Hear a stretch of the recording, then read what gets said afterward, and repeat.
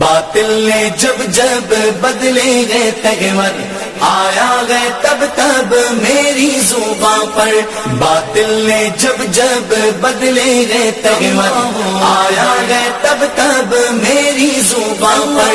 نعرہ تکبیر اللہ اکبر، نعرہ نحمد و نصلی علی رسول الکریم، اما بعد فاعوذ باللہ السمیع العلیم من الشیطان الرجیم من ہمزہ ونفخہ ونفثہ، بسم اللہ الرحمن الرحیم۔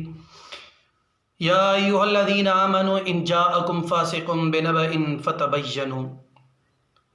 سامعین گرامی، مولوی عبداللطیف صفدر صاحب میرے استاذ محسن مربی شیخ ابراہیم بھٹی حافظ اللہ کے بارے میں ایک ویڈیو کے بارے میں وہ کیا کہتے ہیں، آپ اس کی ویڈیو سماعت فرمائیں۔ جو ابراہیم بھٹی صاحب نے بات کی ہے ہدایہ کے حوالے سے، صاحب ہدایہ کے حوالے سے، فقہ حنفی کی کتاب کے حوالے سے، تو یہ بات ہدایہ کے اندر موجود نہیں ہے بھٹی صاحب، یہ بات موجود نہیں ہے۔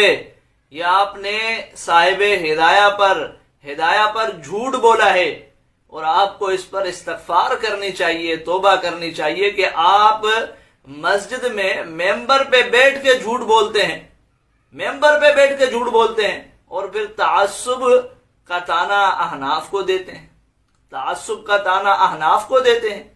یا تو ہمیں آپ یہ عبارت دکھائیں نا جو آپ نے ہدایہ کے حوالے سے پڑھ کر عوام الناس کو سنائی ہے۔ جی سامعین، تو مولوی عبداللطیف صفدر صاحب کی ویڈیو آپ نے سماعت فرمائی کہ وہ شیخ میرے محسن، میرے استاد مربی ابراہیم بھٹی صاحب کے بارے میں کیا کچھ کہہ رہے ہیں، ایک حوالے کے بارے میں، ایک ویڈیو کے بارے میں۔ یہ کہتے ہیں کہ ابراہیم بھٹی نے مسجد میں بیٹھ کر، ممبر پر بیٹھ کر ایک جھوٹ بولا، اور اس کو چاہیے کہ وہ استغفار کرے، توبہ کرے۔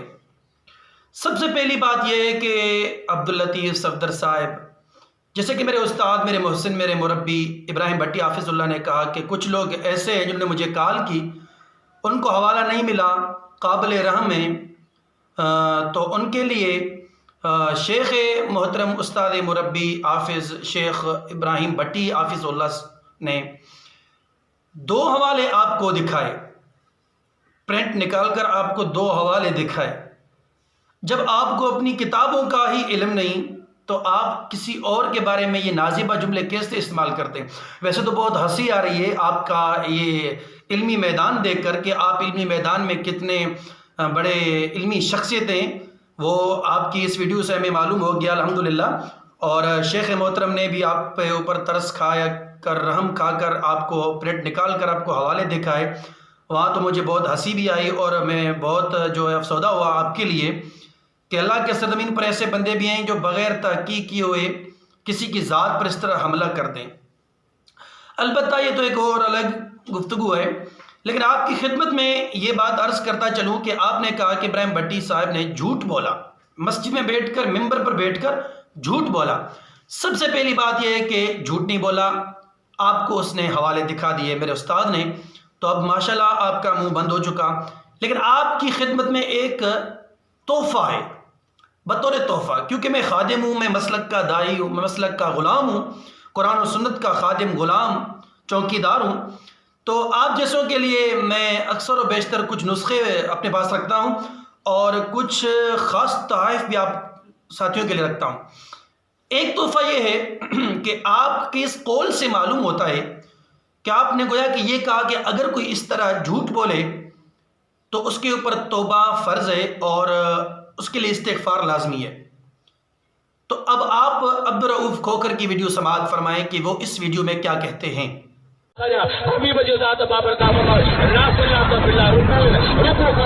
نماز کھانے کا وہ الحمد خان سوا نماز ہونے تو جنازے میں الحمد پڑھنی ہے، تو رکوع خان سوا نماز کھانے تو رکوع بھی تو کر جہ جہارے تو رکوع چالو کرو، ان جہارے میں الحمد چالو کرتے ہیں۔ جی سامعین، تو آپ نے عبدالرؤف کھوکھر کی ویڈیو سماعت فرمائی کہ وہ اس ویڈیو میں کہتے ہیں کہ اللہ کے رسول کریم علیہ السلام کی حدیث ہے کہ لا صلاۃ بلا رکوع، اور حوالہ کیا دیتے ہیں آپ خود نے نوٹ کیا، اور عبداللطیف صفدر نے بھی نوٹ کیا ہے کہ سنن ابی داؤد کا حوالہ دیتے ہیں۔ تو کافی ماہ پہلے ہم نے اس کی خوب پٹائی کی الحمدللہ، جس پر فیس بک پر، واٹس ایپ پر اور یوٹیوب پر دیوبندیت کے چمچوں حواریوں نے یہ ڈنڈورا پیٹا کہ یہ صحیح نہیں ہے، ہم احتجاج کریں گے، یہ جواب غلط ہے، یہ ایسا یہ ویسا ہے۔ تو البتہ وہ باتیں ہم درگزر کرتے ہیں۔ تو ڈنڈورا اس وقت بھی ان لوگوں نے پیٹا تھا۔ میں ایک خادم میں نے جواب دیا، عبدالرؤف کھوکھر کی جو ہے وہ دھچیاں اڑ گئیں، دیوبندیت کی دھچیاں اڑ گئیں، جنہوں نے اتنا کچھ فیس بک پر، واٹس ایپ پر، یوٹیوب پر جو ڈنڈورا پیٹا کہ ہم احتجاج کریں گے، یہ صحیح نہیں ہے، یہ ایسا ہے، یہ ویسا ہے۔ البتہ وہ باتیں ہم چھوڑتے ہیں، لیکن اصولی بات ہم کرتے ہیں کہ آپ نے کہا کہ شیخ ابراہیم بھٹی نے مسجد میں بیٹھ کر، ممبر پر بیٹھ کر جھوٹ بولا اور اس کو استغفار اور توبہ کرنی چاہیے۔ حالانکہ وہ جھوٹ نہیں تھا، وہ سچ تھا، جو بعد کی ویڈیو میں اس نے آپ کو حوالے دکھائے، جو دنیا اس سے جان چکی ہے۔ لیکن تقریباً 3 یا 4 ماہ ہوتے ہیں آپ کے مولوی عبدالرؤف کھوکھر صاحب نے اللہ کے رسول کریم علیہ السلام پر سری جھوٹ بولا، اور آج تک اس کی توبہ کی ویڈیو نہیں آئی۔ یہ توبہ وہ کہاں کھا گئے، کہاں ہڑپ کر گئے؟ ابراہیم بھٹی میرے استاد، میرے محسن کے بارے میں آپ کہتے ہیں کہ وہ توبہ کر، استغفار کرے، حالانکہ جھوٹ نہیں بولا۔ آپ کو اس نے دوسرے دن حوالے دکھا دیے۔ 3 اور 4 ماہ ہوتے ہیں، لیکن ذریت دیوبندیت میں جرت نہیں ہوئی کہ یہ سنن ابی داؤد کی حدیث جو نام لے رہے ہیں عبدالرؤف کھوکھر، لا صلاۃ بلا رکوع والی، وہ دکھا سکے۔ میں نے سنن ابی داؤد کو تو چھوڑو، میں نے کہا کہ عبدالرؤف اینڈ آل پارٹی دیوبندیت مجھے یہ حوالہ پوری دنیا کے اندر جتنی بھی حدیث کی کتابیں ان میں سے دکھا دے۔ لیکن 4 ماہ، 3 ماہ، 3.5 ماہ، 4 ماہ ہو گئے، آج تک کسی میں یہ جرت نہیں ہوئی کہ یہ حدیث دکھا سکے۔ چلو عبدالرؤف کھوکھر نے اتنی جسارت نہیں کی کہ وہ دکھا سکے، آپ جرت کریں، آپ ہمت کریں، آپ پہلے اپنے مولوی عبدالرؤف کھوکھر کو توبہ کرائیں۔ آپ کی اس بات سے یہ معلوم ہوا کہ ہدایہ کی ایک عبارت پر توبہ ہے، استغفار ہے، آپ کے اس قول سے۔ تو جو حدیث پر جھوٹ بولے، میں سمجھتا ہوں کہ آپ کے نزدیک وہ تو مرتد ہو گیا ہوگا، کیونکہ آپ کی بات سے تو یہ لگتا ہے، مجھے کچھ لگتا ہے۔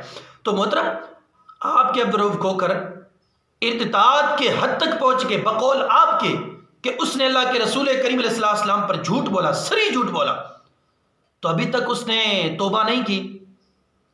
میرے استاد نے دوسرے دن آپ کو حوالے دکھائے دنیا کے سامنے۔ سچائی یہ ہے، کون خیانت دار ہے، کون دیانت دار ہے، کون غالی ہے، کون متعصب ہے، یہ تو آپ کو بھی بتائے۔ عبدالرؤف کھوکھر کو کہیں کہ توبہ کریں، وہ توبہ کی ویڈیو ذرا ہمیں بھیجیں تاکہ ہمیں تو پتہ چلے کہ اس نے توبہ کی ہے۔ اگر توبہ نہ کی ہو، استغفار نہ کیا ہو، تو آپ خود سمجھ سکتے ہیں کہ پھر بندہ کس کیٹیگری میں جاتا ہے، وہ آپ کو معلوم ہے۔ یہ چھوٹی سی ایک مثال تھی، آپ کے لیے میں نے ایک تحفہ بھیجا کہ میرے استاد، میرے محسن، میرے استاد کے بارے میں آپ نے ایسے جملے کہے، ہم تو نہیں کہتے، لیکن آپ اپنے عبدالرؤف کھوکھر سے توبہ کرائیں بغیر استغفار اور توبہ کے۔ اگر وہ مر گیا تو پھر کہاں جائے گا وہ آپ کو پتہ ہے۔ اور دوسری بات یہ ہے کہ میں آپ کو یہ عرض کرتا چلوں کہ کسی کی ذات پر حملہ کرنے سے پہلے آپ کتب کا مطالعہ ضرور کریں۔ آپ ایک عالم ہیں، یا تو میں آپ کو عالم نہ کہوں، آپ کو اپنی کتابوں کے بارے میں علم نہیں، کسی کی ذات کے اوپر آپ اتنا بڑا حملہ کرتے ہیں کہ وہ توبہ کرے، استغفار کرے۔ سب سے پہلی بات کہ عبدالرؤف کھوکھر صاحب کہے کہ وہ توبہ کرے اور توبہ کی ویڈیو میں جلد بھیجے، نہ تو اس کے برعکس آپ وہ حوالہ دکھائیں دنیا کی کسی بھی کتاب میں، حدیث کی کسی بھی کتاب میں اگر حوالہ ہے تو مجھے بھیجیں۔ پہلی بات کہ سنن ابی داؤد پر اس نے جھوٹ بولا، پھر اللہ کے رسول کریم پر جھوٹ بولا، پھر مصنف پر جھوٹ بولا، جھوٹ پر جھوٹ، جھوٹ پر جھوٹ، کوئی پوچھنے والا نہیں۔ جو اصل حقیقت کسی نے بیان کی اس پر آپ اعتراض کرتے ہیں۔ اللہ پاک سے دعا ہے کہ اللہ پاک آپ سب ساتھیوں کو حق سچ سمجھنے کی توفیق عطا